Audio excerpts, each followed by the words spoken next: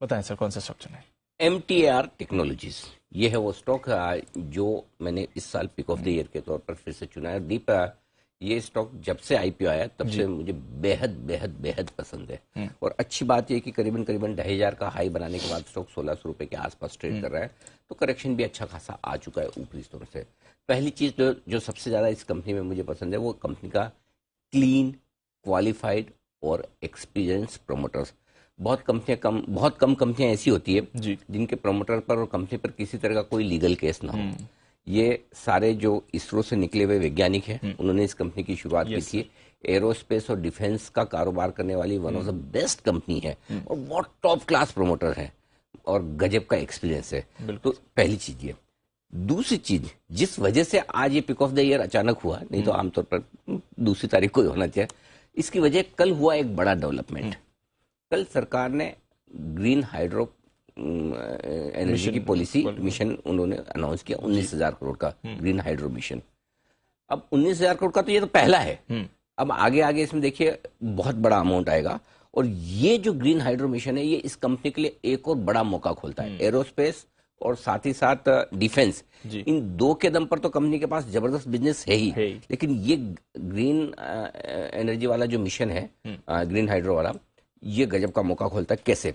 आप देखिए दुनिया भर में कंपनियां ESG कंप्लायंट हो रही है आज की, एनवायरमेंट, सोशल और ग्रीन, ये तीन गवर्नेंस, इन तीनों को मिलाकर ESG कंपनियां, कंप्लायंट कंपनियों की बहुत वैल्यू बढ़ रही है। और इन कंपनियों को सस्ता फाइनेंस मिलता है और साथ ही पूरे ग्लोबली सपोर्ट मिलता है। तो जहां हम ग्रीन हाइड्रोजन पर जा रहे हैं, जो भी ग्रीन हाइड्रोजन की तरफ बढ़ेगा उनको बड़ा ग्लोबल सपोर्ट मिलता हुआ दिखेगा, पहली चीज। दूसरी चीज, जो ग्रीन हाइड्रोजन बनती है उसकी एक प्रोसेस है, लिक्विड हाइड्रोजन है, जो प्रोसेस से निकलती है। उस प्रोसेस में आपको इलेक्ट्रोलाइट्स और दूसरा बॉक्सेस, हाइड्रो बॉक्सेस, इनकी जरूरत पड़ती है। तो ये कंपनी दोनों ही बनाने का काम करती है। हाइड्रोजन तो आएगी, आपको जो दोनों इक्विपमेंट बनाने वो बनाने का काम करते हैं। इस कंपनी के लिए अपॉर्चुनिटी वैसी खुलेगी जैसे आपको याद है दीप, शुरुआती दिनों में कैसे सोलर का आया था, सोलर पैनल्स वाली कंपनियां, रिन्यूएबल एनर्जी वाली कंपनियां, या डिफेंस में अचानक से हम हिंदुस्तान की कंपनियों से ऑर्डर लेना शुरू किया। तो इन सारी कंपनियों का जो टर्न अराउंड हुआ, वैसा बड़ा बिजनेस इनके लिए खुलने की तैयारी में है। और लिक्विड हाइड्रोजन से ये जो पूरी प्रोसेस में जो दो इक्विपमेंट लगते हैं, दोनों MTR टेक बनाता है। ये तीसरी चीज, ये तो चलो पूरी सबके लिए अपॉर्चुनिटी है। कंपनी के लिए क्या खास है फिर?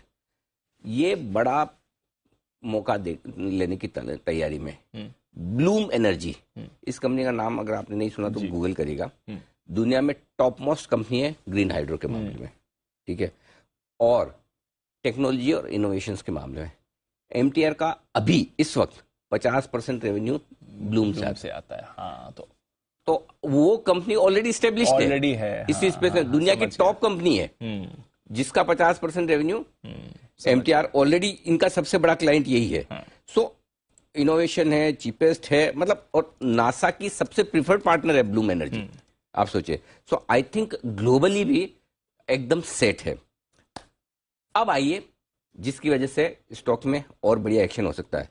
अभी भी वैल्यूएशन के लिहाज से सस्ता है, दूसरी कंपनियों के कंपैरिजन में करें, आज 50 से 60 के मल्टीपल पर ट्रेड करने वाली इस तरह की कंपनियां आसानी से मिलती है। तो मेरे ख्याल से 40 के मल्टीपल, 50 मल्टीपल पर अभी जो है वो बहुत महंगा नहीं है।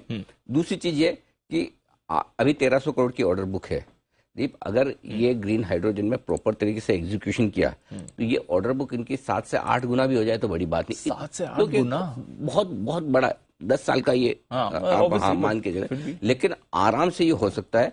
और जो काम इंडिया में डिफेंस और एरोस्पेस में हुआ है, वो काम ग्रीन हाइड्रोजन में अगर ये कंपनी कर लेती है, जो कि करेगी मुझे लगता है, और हर एक तरह से इस कंपनी में परफेक्ट है। कहीं कोई मतलब आप ढूंढने जाएंगे तो नेगेटिव नहीं मिलेगा। अब खाली एक ही चीज देखने की, एग्जीक्यूशन कितना जल्दी और कितना फास्ट होता है, कितना बढ़िया होता है। सरकार ये जो पूरा मिशन है इसको कितना जल्दी से इंप्लीमेंट करती है।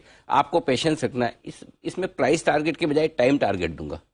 Okay, time target. हाँ, इस स्टॉक को 5 साल के लिए लेके छोड़ दीजिए। ओके, टाइम टारगेट रखिए, 5 साल के लिए भूल जाइए। फिर भी जिसको प्राइस टारगेट चाहिए, पहला मिनिमम 2,500 जो इसका ऑलरेडी पुराना हाईएस्ट भाव गया है, 2,500, और उसके अलावा आप एक 3,000 का, ये दो छोटे टारगेट रखिए। 4,000 से 5,000 के लेवल आराम से आपके 3, 4, 5 साल में आ सकते हैं। 5 साल का ड्यूरेशन रखिए, 5 साल के लिए मिनिमम होल्ड रखिए।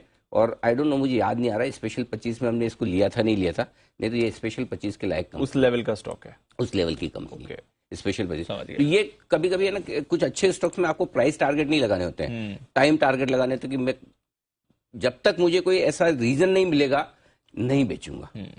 तो इसको आप आराम से, कोई जरूरी नहीं आज का आज आपको लेना है, SIP कीजिए, हर 10% कभी 150 रुपए 100 रुपए नीचे मिले, थोड़ा थोड़ा थोड़ा एक्यूमुलेट कर लीजिए। हो सकता है खराब दिनों में कोई 1000-1200 रुपए भी आ जाए, कोई जरूरी नहीं है आज का आज, लेकिन इसको इन्वेस्टमेंट के तौर पर नजर पर रख लीजिए। बाजार बहुत अच्छे हैं नहीं, खराब होंगे भी, मौका देगा भी, जब मौका मिले तब लेना है।